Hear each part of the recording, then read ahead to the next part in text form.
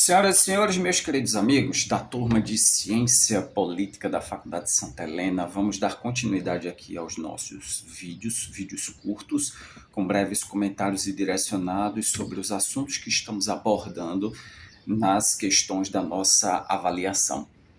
Nós já superamos, então, as questões dissertativas, ao todo de 2, e agora vamos para as questões de múltipla escolha, que são ao todo 5 questões de múltipla escolha, tá? Então, vamos lá, eu estou aqui com o espelho da avaliação, e à medida que eu vou vendo aqui as questões, eu vou fazendo breves comentários, tá? Bem direcionados, vamos lá. Meus queridos amigos, o que é que nós precisamos ter atenção e analisar com bastante cuidado nas questões de múltipla escolha? Começando pelas formas de estado. Nós vimos em sala nos últimos encontros, ainda que apertadamente, que nós temos duas principais formas de organização do poder do Estado.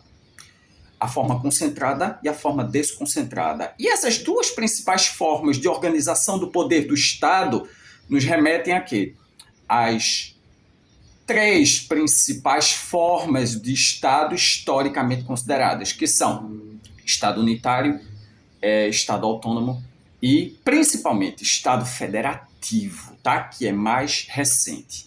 E aqui eu acho que vale um lembrete histórico que é importante destacar, tá?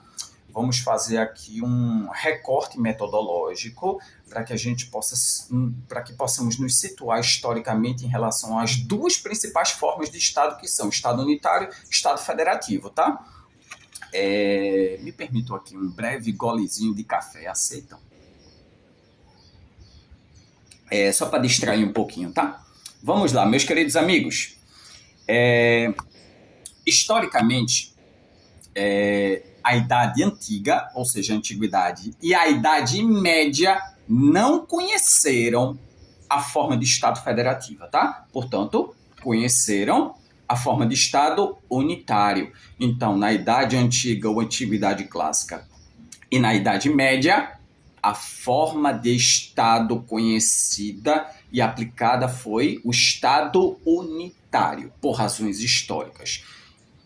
E a partir da Idade Moderna, especialmente a partir do século XVII, sendo pioneiro nisso historicamente, surgiu o Estado Federativo.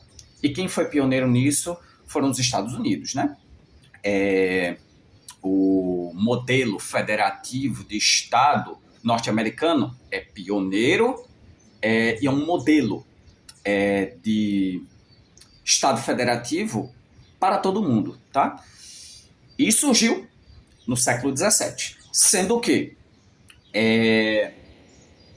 essa forma de Estado federativo começou a se difundir para outros tantos países no século XVIII, segunda metade do século XVIII, que é quando nós temos o começo, propriamente dito, da Idade Moderna, e no final do século XVIII, o início da Idade Contemporânea.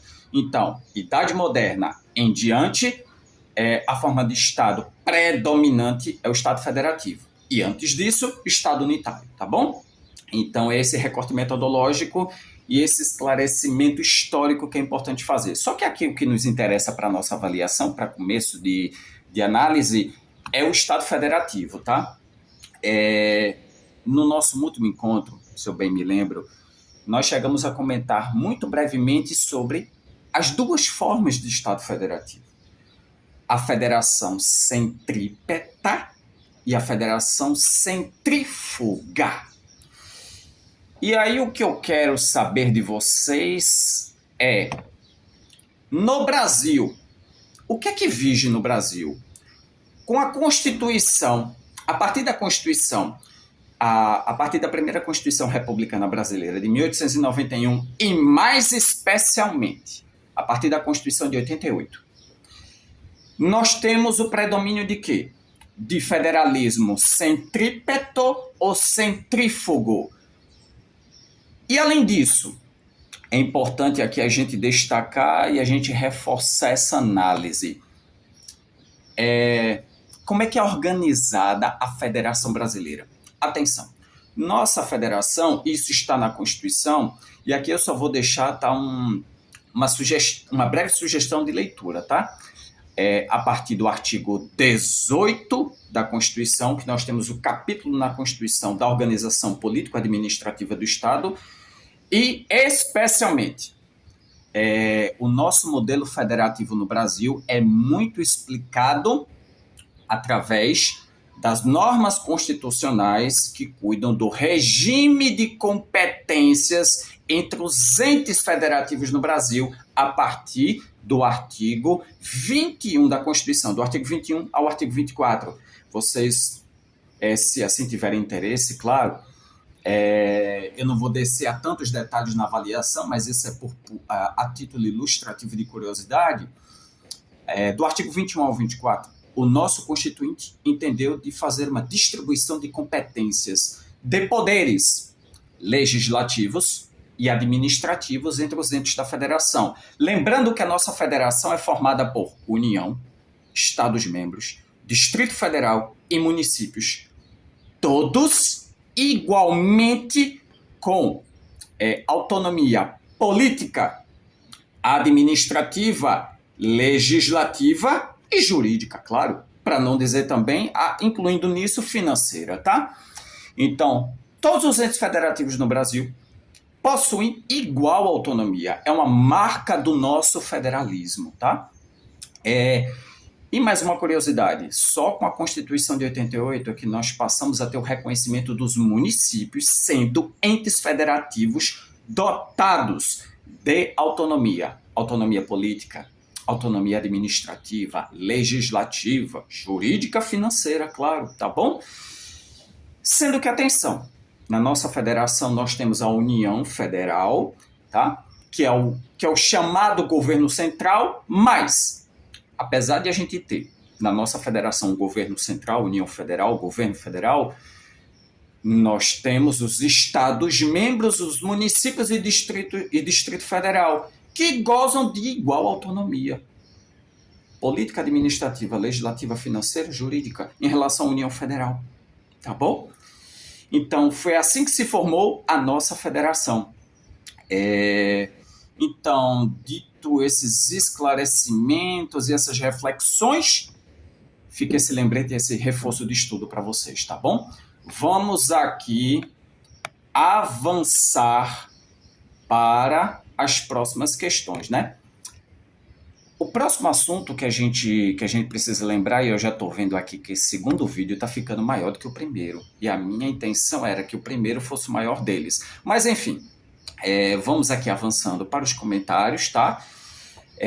Eu estou aqui trazendo reflexões e comentários que eu acho que são relevantes e pertinentes para direcionar o estudo de vocês nos próximos dias, tá? Então, vamos lá.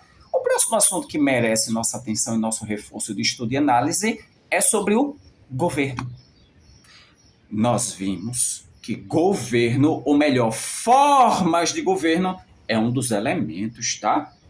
De formação do Estado na teoria do Estado. Lembrando, com muito cuidado, na teoria do Estado, é uma doutrina, teoria do Estado, resumidamente, é uma doutrina que cuida do quê? Que cuida de descrever, é uma doutrina sobremodo descritiva, que cuida dos principais elementos que formam a estrutura do Estado, que compõem a estrutura do Estado. E aí nós temos povo, território, formas de governo, é o que me interessa, formas de governo.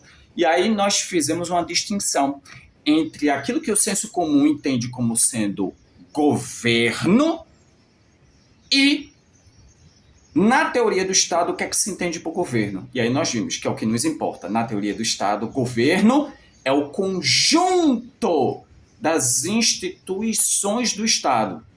E aí instituições entendamos os 3 poderes do Estado, que são executivo, legislativo e judiciário, que são as marcas, né?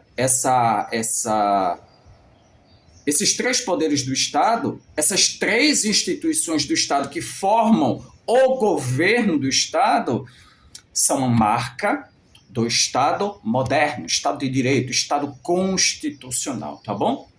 Então, assim considerando, meus amigos, as formas de governo, e governo sendo o conjunto das instituições dos poderes do Estado, fica o lembrete para vocês fazerem uma breve lida sobre república.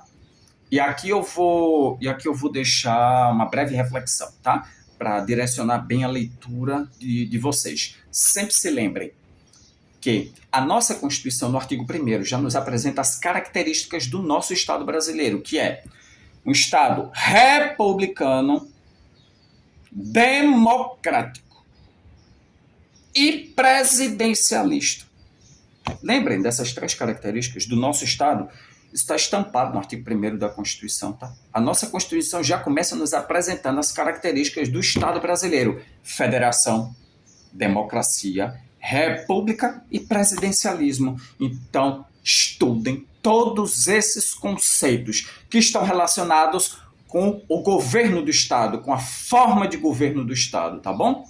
Então, eu vou finalizar aqui com isso o 2º vídeo e vamos para o 3º para a gente finalizar a nossa abordagem, tá bom?